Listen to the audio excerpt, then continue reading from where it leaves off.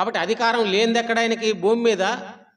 ఒకని పాపాలు క్షమించాలంటే ఆయనకు అధికారం ఉంది, ఒక మరణించిన వాడిని బ్రతికించాలంటే ఆయనకు అధికారం ఉంది, రోగిని బాగు చేయాలంటే అధికారం ఉంది, దయ్యం పట్టిన వాడిని విడిపించాలంటే అధికారం ఉంది, సృష్టిని శాసించాలంటే అధికారం ఉంది.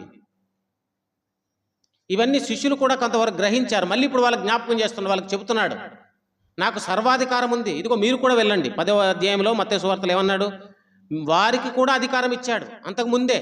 మీరు వెళ్ళండి, రోగుల్ని స్వస్థపరచండి, సువార్త ప్రకటించండి, దయ్యం పట్టిన వారికి విడుదల ఇవ్వండి. వారికి తన అధికారాన్ని ఇచ్చాడు ఆయన.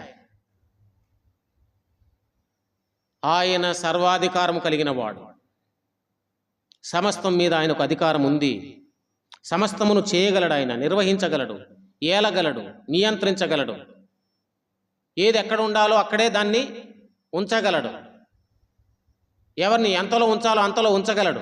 ఎవరికి అధికారం ఇవ్వగలడో ఇవ్వగలడు, ఎవరికి తీసేయగలడో తీసేయగలడు. ఏ కుటుంబానికి